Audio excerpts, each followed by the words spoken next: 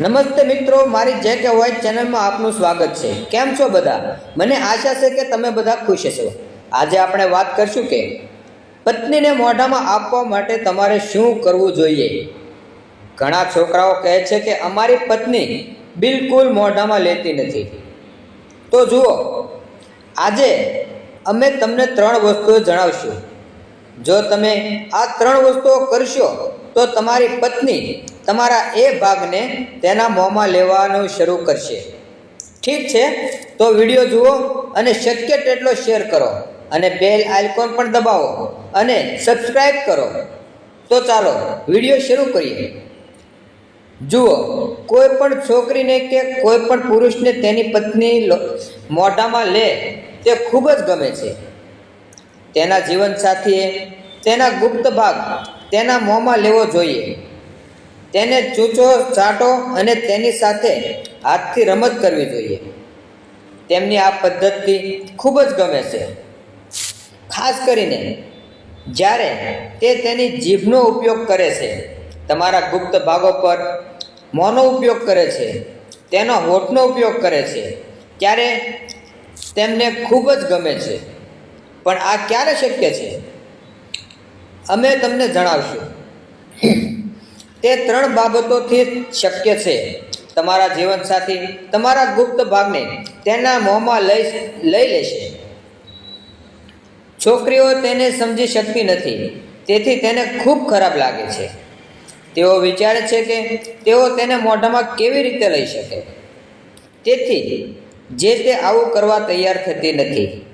જો તમે આ 3 બાબતનું પાલન કરશો, જે અમે તમને જણાવશું, તો તમારા જીવનસાથી ચોક્કસપણે તેના મોંમાં લેવાનું શરૂ કરશે।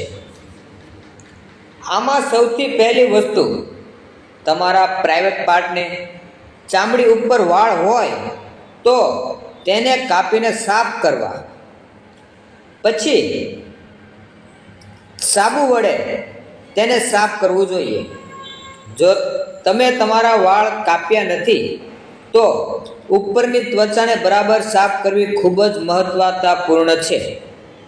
કારણ કે જો તમે આ બાબતો પર ધ્યાન ન આપો અને પેશાબ કર્યા પછી પાછા આવો અથવા સ્નાન કરતી વખતે પણ તમે તેને નીચે સાફ ન કરો, તો પરસેવાના કારણે અથવા પેશાબ કરતી વખતે તેના કેટલાક ટીપા ત્યાં જ રહે છે, જે એકઠા થાય છે અને ત્યાં એક સફેદ પદાર્થ એકઠો થાય છે, તો તેના કારણે ગંધ આવવા લાગે છે, જેનાથી તે ખૂબ જ ગંદુ લાગે છે। તમારી સ્ત્રી જીવનસાથીને તે ગમતું નથી, ઠીક છે? તેથી અહીં તમારા પ્રાઇવેટ પાર્ટને આગળની ત્વચા નીચે કરી સાફ કરવું ખૂબ જ મહત્વપૂર્ણ છે। જ્યારે પણ તમે પેશાબ કરવા જાઓ છો ત્યારે તમારે તેને સાફ કરવું પડે છે। જ્યારે પણ તમે સવારે સ્નાન કરી રહ્યા હોવ ત્યારે તે સમયે નીચે પોતાને સાફ કરવું જ મહત્વપૂર્ણ છે। તેથી તમારે આ ધ્યાન રાખવું જોઈએ, તમારા ગુપ્ત ભાગને સાફ રાખવો જોઈએ। અને બીજી વાત એ છે કે જો ત્યાં ઘણા વાળ છે તો તે કાપી નાખો, તેને ટ્રીમ કરો। જો તમે તેને સંપૂર્ણપણે સાફ ન કરી રહ્યા હોવ તો તેને ટૂંકા રાખવા જોઈએ। ત્યાં સંપૂર્ણપણે જંગલની જેમ રાખો છો તો કોઈ પણ છોકરી તમને જોઈને ડરી જશે। તો તે આ રીતે જો તમે સાફ રાખશો તો તે વધુ સ્વચ્છ દેખાશે, તે સ્પષ્ટ દેખાશે। તેના કારણે તમારી સ્ત્રી જીવનસાથી તમારી પાસે આવે છે અને તમે તેને કહો છો, પછી જો સાફ દેખાશે તો તેને મોંમાં લેવા તૈયાર થશે। ત્રીજી વાત એ છે કે તમારે ક્યારેય તમારી પત્ની પર દબાણ ન કરવું જોઈએ।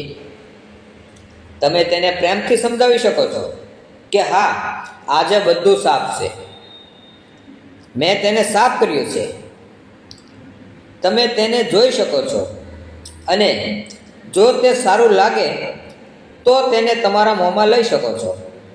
આ રીતે જો તમે વાત કરશો, પૂછશો અને સમજાવશો તો જ તમે આ કરી શકશો. અને તમારે આવું કરવા માટે બળજબરી કરવી નહીં. જો તમે બળજબરીથી કરો છો, જો તમારો પ્રાઇવેટ પાર્ટ ગંદો છે, તો તે ત્યાં જ ઉલટી કરી દેશે. દોસ્તો, પછી તે બીજી વાર આ કામ કરવા તૈયાર નહીં થાય. તો આ 3 બાબતનું પાલન કરો. તમારી પત્ની દરરોજ તેને મોંમાં લેવા લાગશે. મને આશા છે કે તમે અમારી વાત સમજી ગયા હશો અને તમને માહિતી ગમી હશે. તો કૃપા કરીને ઝડપથી લાઈક કરો, ફોલો કરો અને સબસ્ક્રાઈબ કરો અને વિડીયો શેર કરો. આવા જ કેટલાક વધુ વિડીયો અને કેટલીક વધુ માહિતી માટે મળશું. ઠીક છે, બાય, ગુડ બાય.